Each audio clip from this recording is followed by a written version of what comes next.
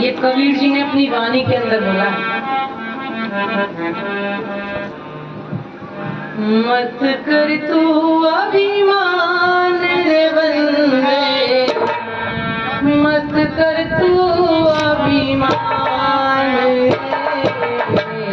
मत कर तू अभिमान रे बंदे, मत कर तू अभिमान, झूठी तेरी शान रे बंदे, मत कर तू अभिमान, मत कर तू अभिमान रे बंदे, झूठी तेरी शान।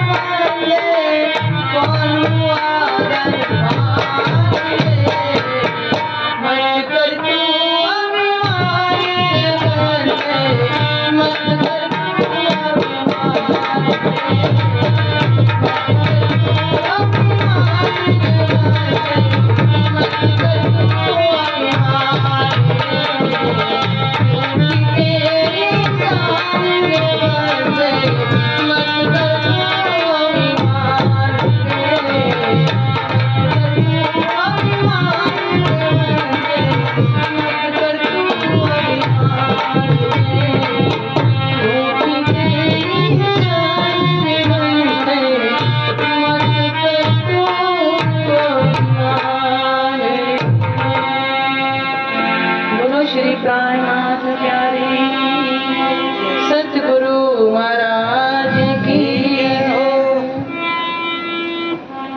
कबीर जी कौन है? पहले कबीर जी कौन है जान लो, जो अपनी वाणी से हमें बता रहे हैं। कबीर जी पंच वासनाएं कहा गया इस संसार के अंदर।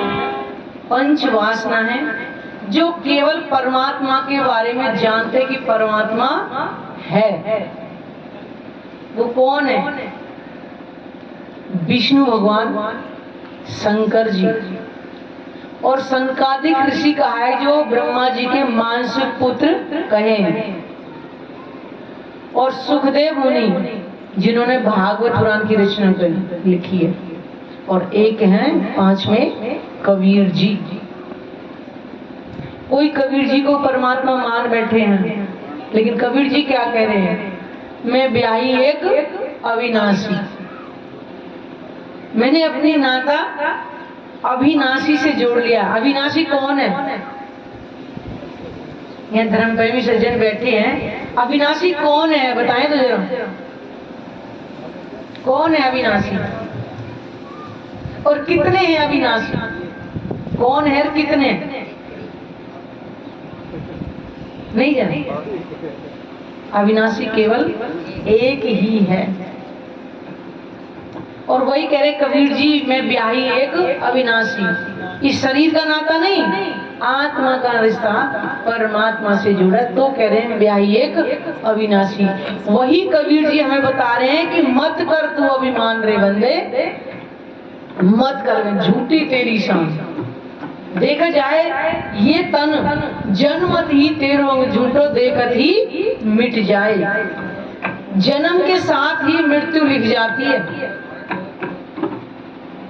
जब जन्म होता है ना, गांवों के अंदर मैंने सुना है, जैसे महिलाएं बोलती है, छोटा सा बच्चा जैसे रोता है ना, तो कहते हैं कि बह माता इसका कुछ वो लेखा जोखा कर रही है, ऐसे बोलते हैं। लेकिन कहते हैं कि हमारे जो जीव के जो कर्म है ना, वो अगला जन्म पहले निर्धारित हो जाता है कि इस जन्म में हमने जो कर्म किया ना इस जीव ने, अगला जन्म उसी के अनुसार मिलता है। गीता में साफ लिखा हुआ है, जैसा जीव कर्म करता है अगला जन्म उसके अनुसार, घर परिवार सगे संबंधी देश शहर सब उसके अनुसार मिलते हैं, और योना भी उसके अनुसार ही निर्धारित हो जाती है जैसा उसने कर्म किया है।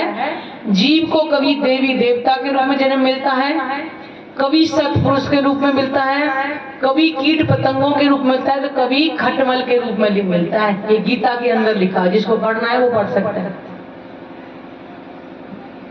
तो कबीर जी बता रहे कि इंसान अभिमान को छोड़ दे, इसका पानी के बुलबुले की तरह मिला हुआ है, जिस पे इतना अभिमान करते घूम इतराते नहीं हम। जिसको थोड़ा पैसा आएगा पड़ोसियों को जीना आराम कर देंगे, कोई बहुत ज्यादा सुंदर है तो किसी दूसरे का मजाक उड़ाएगा वो।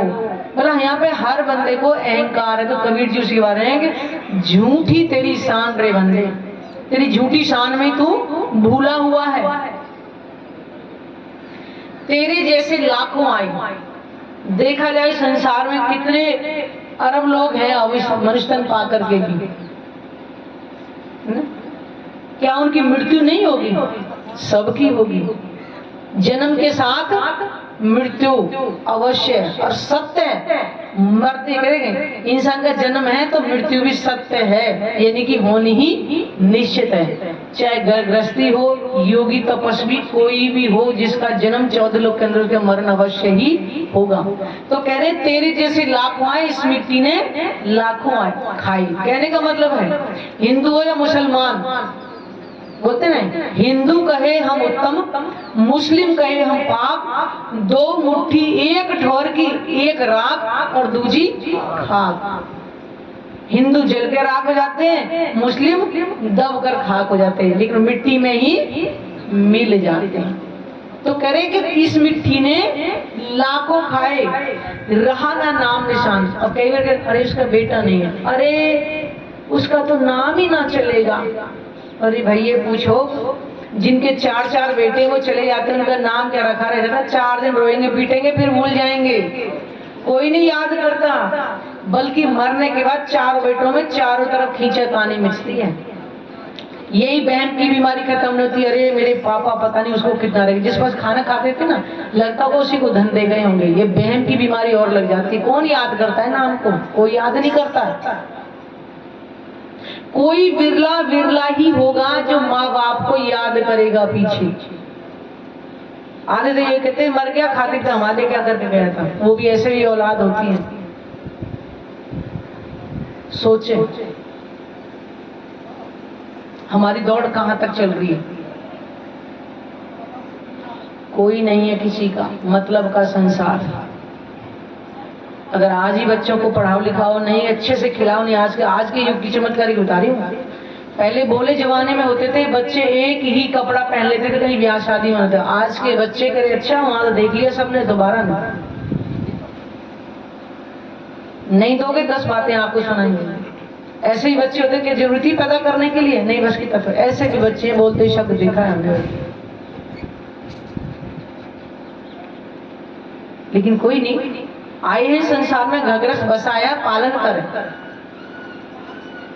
लेकिन उतना नहीं कि मोह ममता में हम अपना तो बेड़ा करे, अगला जन्म भी बेकार कर ले, कुछ अपने लिए भी कमाए।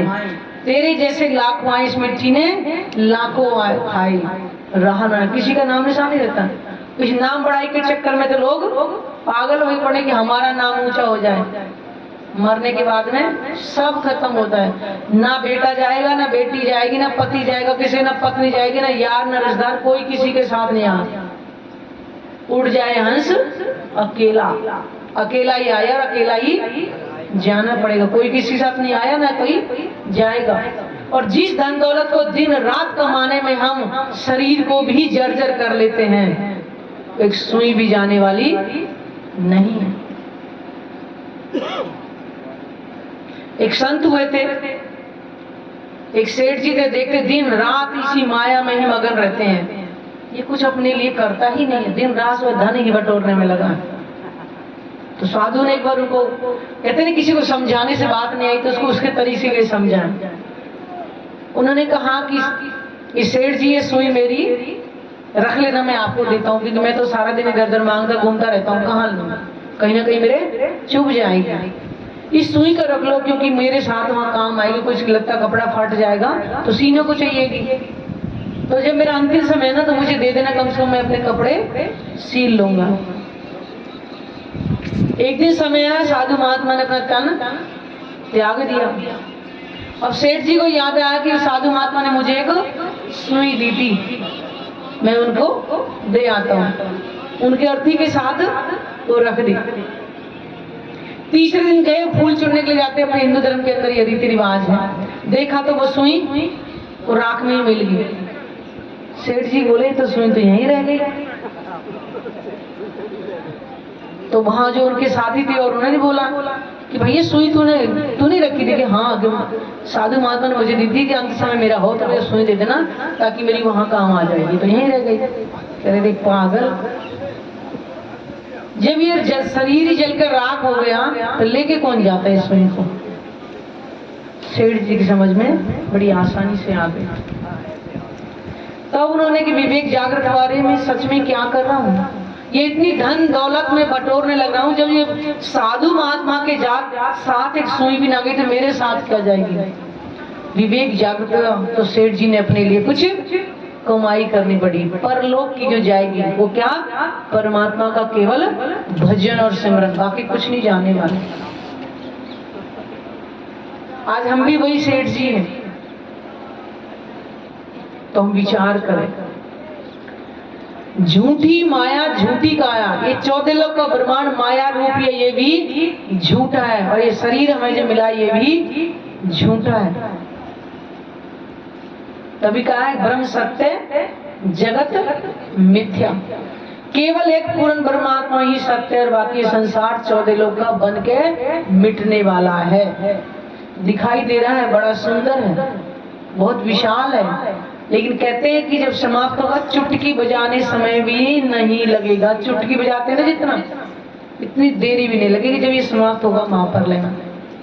कैसे? आज ये ब्रह्मवाणी के ज्ञान जो हम सुन रहे हैं ये हम जीवों को मिल रहा है। जब इस संसार का अंत समय होगा तो किसको मिलेगा इसका ज्ञान? विष्णु भगवान को। अंत समय में विष्णु भगवान को ज्ञान मिलेगा, क्योंकि हम सब के अंदर विष्णु भगवान का अंश है, जिसको हम जीव कहते हैं। आत्मा नहीं, आत्मा परमात्मा का अंश है और जीव विष्णु भगवान का, जो हम सब के अंदर है। तो जब लास्ट में विष्णु भगवान को जब ये तारतम्य मिलेगा तो एक ही पल में 14 लोक के जीवों को मिल जाएगा। जैसे ये पेड़ खड़ा है आपके बीच में, इस पेड़ की जड़ में पानी देंगे तो सारे पत्तों पे हरियाली हो जाएगी ना, या एक एक पत्तों पे छिड़केंगे पानी, जड़ में दे दोगे तो